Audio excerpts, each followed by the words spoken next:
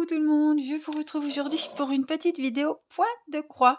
Ça fait longtemps, j'allais dire, mais pas si longtemps que ça en tout cas. Mais en tout cas, ça fait longtemps que vous n'avez pas vu ma jolie toile de Blanche-Neige. Alors, je la reprends avec vous. Je ne l'ai pas retouchée depuis un moment, je ne sais même plus, je suis honnête, hein, où j'en suis. Je ne sais plus d'ailleurs d'où elle vient, parce que je sais que vous allez me demander, mais elle est quasiment sur tous les sites. Vous tapez Blanche-Neige dans la petite loupe et vous la trouverez dans les points de croix. C'était du 11CT, donc elle se travaille avec 3 brins. Elle est magnifique. Et ce qui m'a le plus plu sur cette toile, c'est qu'il y a des grandes zones. Elle n'a pas beaucoup de couleurs, elle en a 15, mais elle est vraiment très très sympa. Donc on avait fait la pomme, on avait fait quand même pas mal de la robe. J'avais fait tout le fond ici, c'est un petit crème, enfin abricot, enfin je sais pas comment on dit, mais vous le voyez. On a fait le nœud dans les cheveux, tout ça évidemment ce sera du 3. Et le 3 c'est le 310, et le 310 vous me dites noir, gagné. On connaît maintenant. Hein. Alors j'avais ma petite aiguille, j'ai vu que j'avais un fil bleu. Ah, donc c'était le numéro 4. Je vais quand même vérifier, comme ça fait un bail et que je ne l'ai pas utilisé. 4. Je me disais, c'est dans quel DP? Voilà, ben il est là. Je vous montre ma jolie plaque. Mathis s'est assis dessus. Nicolas voulait me la recoller. Je lui ai dit, laisse tomber. Elle était belle, hein. Bon, elle avait 26 petits ronds à remplir. Bon, il faudrait que je la scotche. Hein. Je mette un petit bout de scotch. Bon. Donc voilà, elle était sur le canapé, évidemment je ne l'avais pas rangé. Il s'est assis comme un Brutus dessus, il me l'a tout défoncé. Bref, alors j'ai mon joli petit ciseau. J'avais oublié celui-là, donc je suis contente. Chaque fois que je reprends, vous voyez, chaque fois que je reprends une broderie, j'ai en principe toujours mon petit ciseau. On avait le petit diagramme ici. Ils nous le coupent en deux, Blanche-Neige, ils ont mis le haut et derrière le bas du visage. On avait le petit rappel aussi avec comment faire. Et voici la jolie photo qui nous rappelle que c'est là-dessus que j'ai vu que c'est une 40/50 et c'est du 11CT. Voilà, les fils, ils sont là.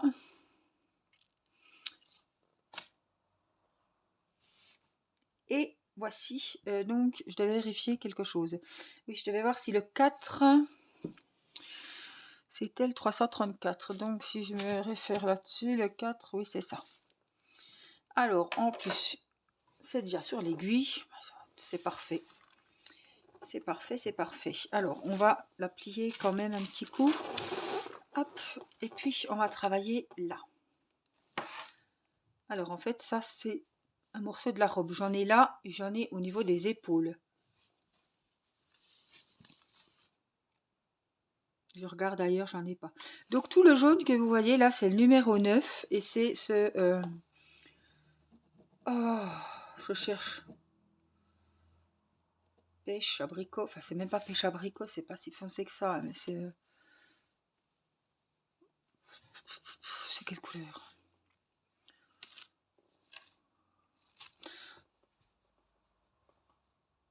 J'aurais presque des saumons, mais encore un peu plus clair. Alors, il faudra pas m'en vouloir, c'est pas que je suis... j'ai pas envie de faire la vidéo, c'est que j'arrête pas de bailler. Je me suis retenue. Je me suis dit, allez, t'attends encore un peu, t'attends encore un peu. Et puis, je baille. Il n'est que 19h34. On vient de manger. On a mangé tôt et on a mangé la raclette. Alors, on est le... Parce que vous allez dire, elle date de quand l'année dernière? Non, non, on est le 30 août. Et il fait 21 dans la maison.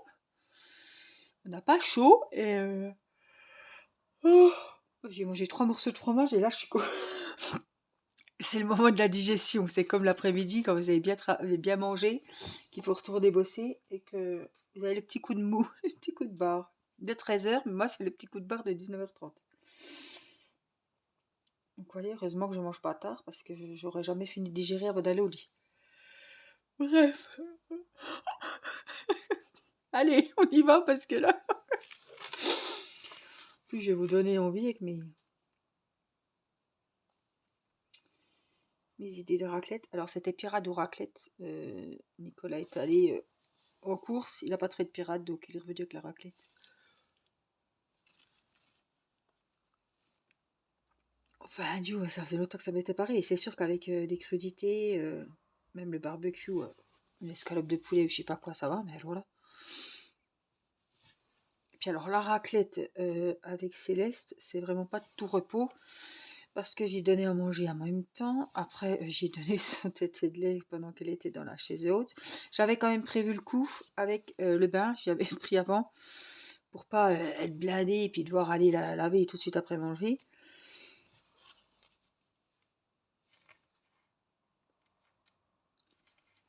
Là, du coup, Théo est rentré.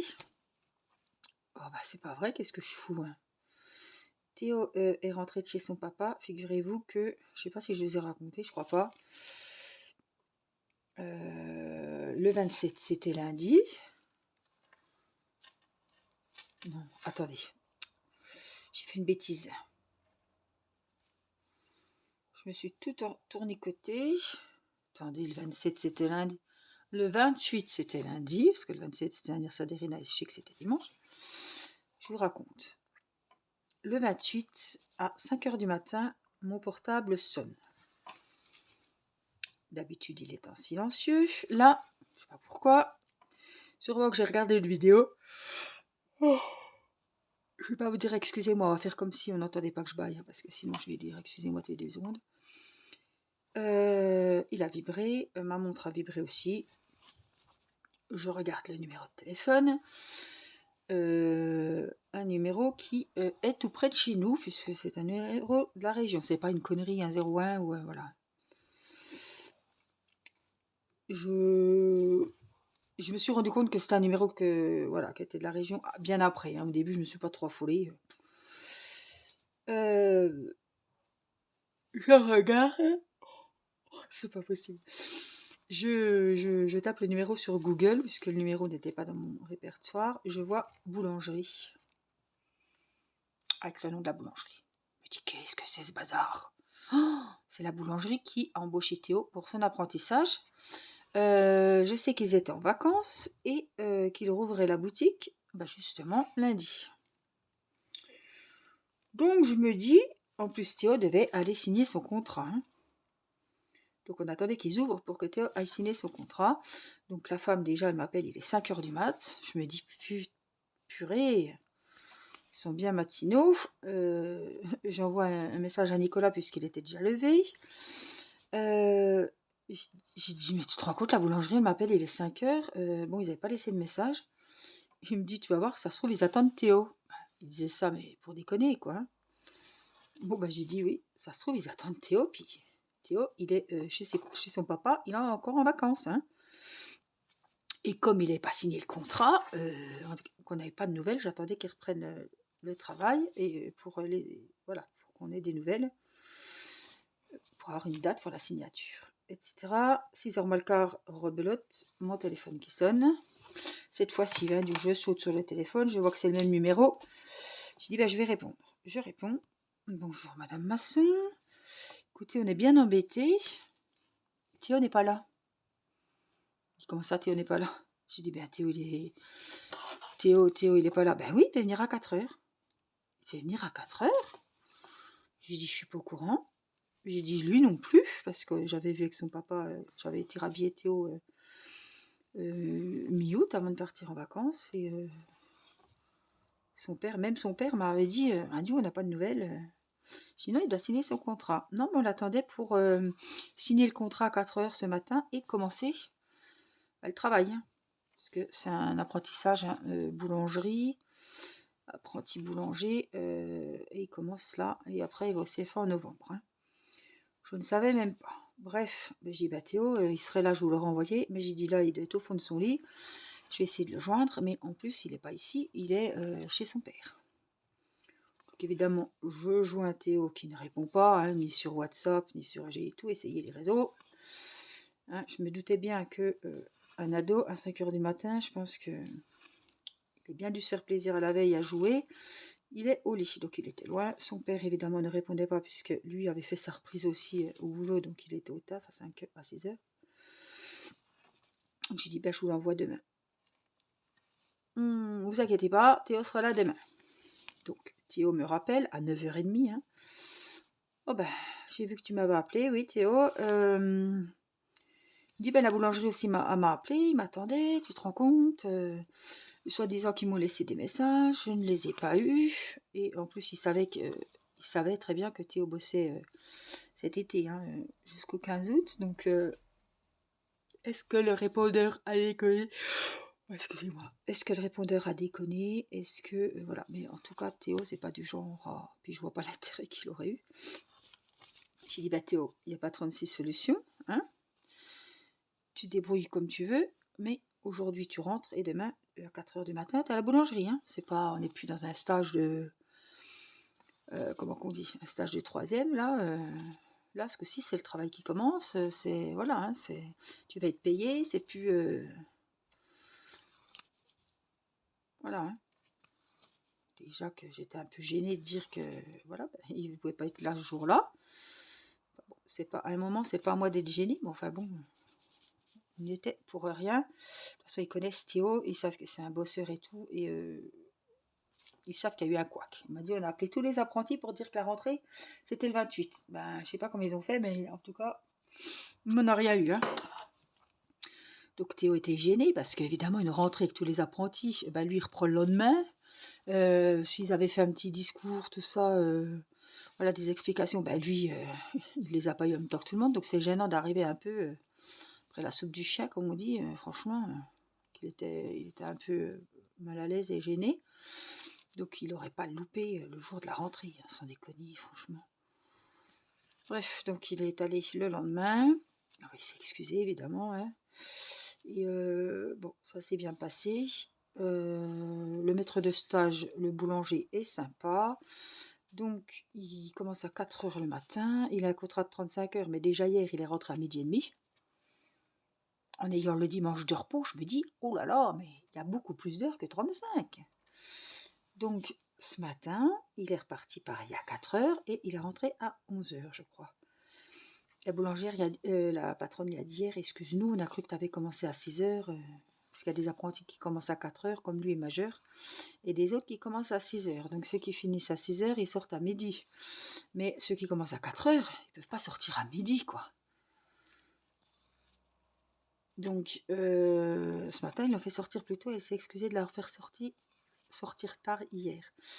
Par contre, il ne sait pas quel jour de repos. Bon, la boulangerie ferme le dimanche, mais après, on ne sait pas...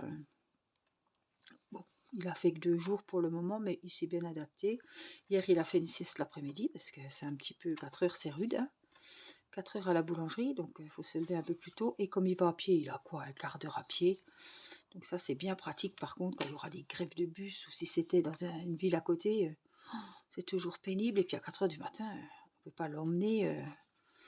tous les jours à 4 heures du matin, c'est pas possible, donc je suis contente qu'il ait trouvé son apprentissage à 2 pas de chez nous, et en plus il aura quand même son dimanche, puisque la boulangerie, elle ferme le dimanche. Il y a des boulangeries qui sont ouvertes le dimanche, et qui ferment le mercredi par exemple, hein, ou le lundi, donc voilà, je suis contente.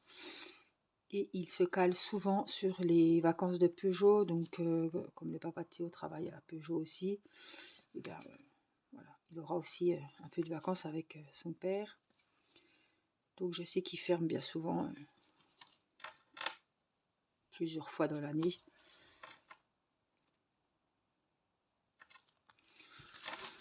Donc voilà, il pourra goupiller un petit peu ses congés. Il aura que la moitié des vacances scolaires. Comme c'est un apprentissage en CAP, je sais qu'ils ont une semaine, par exemple, s'il y a 15 jours à la Toussaint, je sais qu'il lui aura qu'une semaine, ou à Noël, ou les vacances d'hiver, etc. Voilà. Je sais qu'il a que la moitié. Voilà, ça a l'air de lui plaire, il est content, c'est ce qu'il voulait faire, donc je suis allée dans son sens. Et voilà.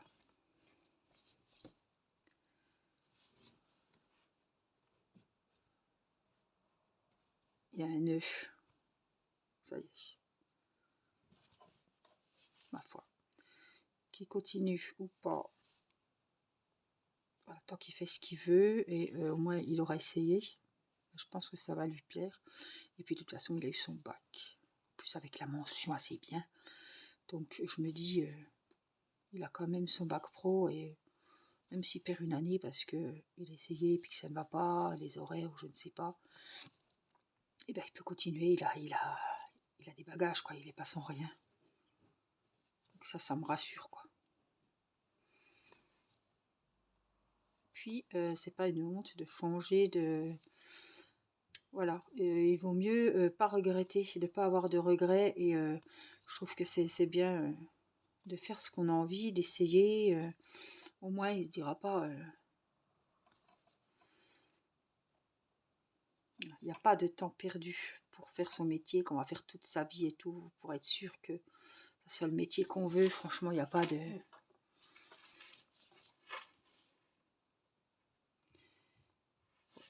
On se dit, il aurait fait ça à la sortie de 3e. Bon, ben, ce serait fait. Et puis, là, il continuerait quand même, puisque je pense qu'il voudrait continuer avec un BP. La pâtisserie, ça ne l'intéresse pas, hein. C'est que la boulangerie, mais peut-être avoir un BP, un brevet professionnel, pour ouvrir justement sa boulangerie. Plus tard, je pense que voilà, il veut voir un peu plus loin qu'un CAP. Mais je me dis, il a fait 3 ans de bac pro service, mais bon, c'est pas perdu. Il a quand même le niveau bac. Et bah, voilà, c'est pas rien pour... c'est pas comme s'il a perdu 3 ans, qu'il avait loupé le bac, qu'il avait rien. Il a quand même quelque chose dans la poche, quoi. Oh, je sais pas si vous avez vu ce beau bleu, mais alors, cette couleur est trop trop jolie. Alors, parlons un petit peu télé. Je me suis remise dans L'amour est dans le pré. Parce que ça y est, la nouvelle saison a commencé. Et puis je regardais un épisode d'aujourd'hui, L'amour vu du pré, mais c'est Que sont-ils devenus? Donc on nous remonte quand même, il y en a quand même pas mal qui se sont séparés, hein. Je vois le Laurent et Maud là, je l'aimais bien, Maud, elle était pas loin de chez moi. Elle était toujours habillée avec des robes bizarres, elle était un petit peu gentillette. Lui aussi d'ailleurs.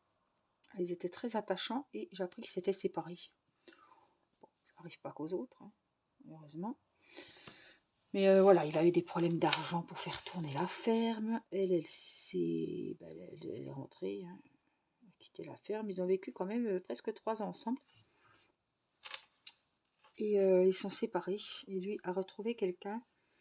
Mais il est vraiment très attachant, ce monsieur. Et d'après ce que j'ai vu de ce premier numéro, hein, ceux qui suivent un petit peu, qui sont fans de L'amour est dans le pré, ils font des marchés comme ça, surtout cet été, ils en ont fait un peu partout en France. Et puis ils sont tous, alors attendez, ils sont tous les agriculteurs, et ils parcourent la France comme ça, et ils font des marchés de L'amour est dans le pré. Donc voilà, tous ensemble, et ça leur permet d'avoir une notoriété quand même.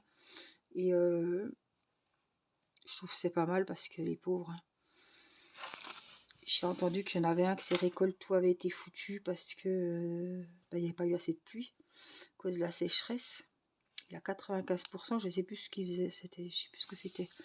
Mais ouais, il a perdu toute sa production. Et après, il faut rebondir, hein. Il y a les prêts qui n'attendent pas et tout. C'est vrai que c'est un... Puis les peu d'aides qu'ils ont aussi, je pense que c'est vraiment... c'est compliqué, hein. Donc, je tombais là-dessus. Il y a 2 épisodes, je crois, pour le moment. J'en ai vu un, pas entier, donc il faut que je regarde le 2e. Voilà. Autrement, je me suis pas remis dans des séries. Voilà, j'ai vu que L'amour est dans le pré était ressorti, donc je me suis remis là-dedans. Mais j'ai pas regardé de... Je suis toujours dans Demain nous appartient. Je me suis pas remis dans Ici tout commence. Je voulais, et puis ben non. J'avais repris aussi Grey's Anatomy, j'en suis à la saison 14. C'est pareil, j'ai pas repris. Virgin River, c'est pareil. Je viens de finir la saison 1, mais j'ai pas repris. Je suis en train de cacher tous mes fils là, hein. Non, c'est tout, je crois, hein. Puis bon, comme on était parti en vacances et que voilà, le soir on faisait pas mal de sorties, hein, ce qui est normal. Alors, je vais égaliser, sinon tout ne rentrera pas dans l'aiguille.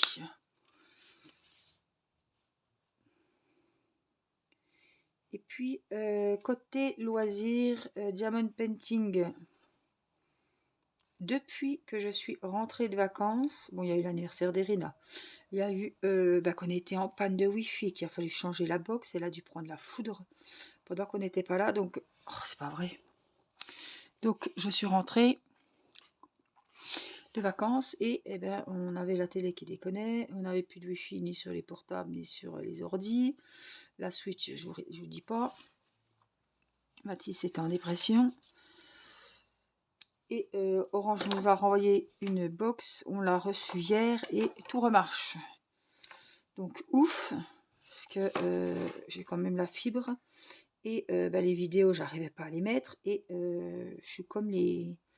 Je suis encore mal lotie que les jeunes, moi. J'ai le wifi à la maison, mais j'ai pas de giga à l'extérieur. Hein. Très peu, très peu. Donc j'ai vraiment le forfait... que je paye quand même cher chez Orange, je trouve, avec la box. Mais j'ai pas le super forfait quand je suis à l'extérieur, en fait. Hein. Donc, en fait, ça me piquait mon forfait. Comme j'avais pas le wifi de la maison, dès que je mettais une vidéo en ligne, ben, ça me piquait mon forfait. Par exemple, si je suis en vacances, si je suis pas à la maison, quoi. Bon, j'ai pas dépassé, mais c'était la merde, quoi. Qu'est-ce qu'on est habitué à toutes ces conneries. Hein. On vous enlève le wifi, et ben franchement, le plus dur, c'était pour mon mari. Moi, comme il m'a dit, t'as ton DP, t'as ton point de croix. Bah, lui, il a que ses films à regarder, quoi. Donc le soir, il est sur l'ordi à regarder Amazon Prime ou je sais pas, Netflix ou les replays. Et ben là, il était presque en dépression aussi. Il n'est pas grand chose à regarder. Ah, celui-là, il est fait. Je trouve quand même que c'est bien rangé. Hein, c'est quand même propre, hein, le côté, l'envers du décor. Hein. Pour dire que ça faisait longtemps que je ne m'étais pas mis sur cette toile, c'est quand même bien de rentrer les fils au fur et à mesure, parce que moi, c'est une corvée. Hein. Ça, c'est comme ranger les diamants d'ADP. Ça, c'est pas quelque chose que je raffole. Mais bon, faut le faire. Donc, c'est pour ça, quand j'ai le fil, que je viens de finir mon fil, je le range tout de suite. Mais il y a toujours le premier à ranger. Non, bah, c'est quand même propre. Hein. Ça, c'est fait. Celui-là aussi.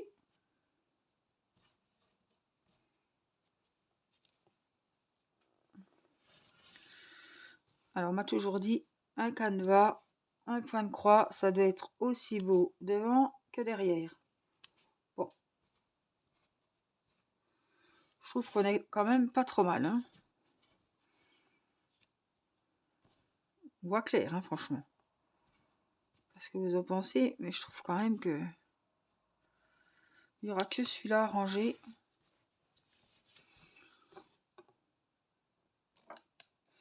Puis du coup, les petits fils, pour pas que je retrouve 50 par terre, je les mets hop, dans un grand récipient là.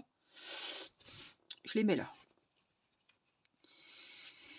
Mais j'ai vu, ça fait très longtemps que j'avais... Ah, je les enlève ceux-là parce que je sais pas où ils vont. Ils ont été mal rangés. J'ai vu, il y a quand même pas mal de temps, sur les sites de DP qui font des petites poubelles des fois pour mettre les diamants qui sont pas jolis jojo. Il est fini celui-là. Je me dis qu'une petite poubelle comme une petite poubelle de table, mais toute mini, toute jolie, pourrait être bien sympa pour mettre, pas les diamants mal taillés pour moi, mais pour mettre les petites coupures de fil. Éviter que ça se balade, parce que ça, si on en met une sur le... On en tient une sous le coude, sous le pull, après on la trimballe partout. Je me dis, tiens, ça pourrait être pas mal, une petite poubelle comme ça pour y mettre ses fils. Et du coup, comme j'ai ce grand récipient que je n'utilise pas pour le DP, du coup, je les mets là-dedans. Ça fait très bien l'affaire. Hein. Voilà, donc on a avancé un petit peu cette partie-là pour aujourd'hui. J'espère que vous aurez bien avancé vos ouvrages en même temps que moi, que vous aurez passé un bon moment. N'oubliez pas le petit pouce pour le petit merci de la vidéo. Et si vous avez été jusqu'à la fin de cette vidéo, mettez-moi une petite étoile. Tiens, je vais pas dire un petit cœur, on changera de temps en temps. Voilà, ça me permet de voir les personnes qui suivent vraiment la vidéo jusqu'au bout. Donc un petit commentaire, n'importe quoi, et une petite étoile, voilà, de la couleur que vous voulez, mais une petite étoile. Voilà, je vous fais plein de gros bisous, prenez bien soin de vous et je vous dis à très vite pour une prochaine vidéo. Je vous embrasse. Bye bye.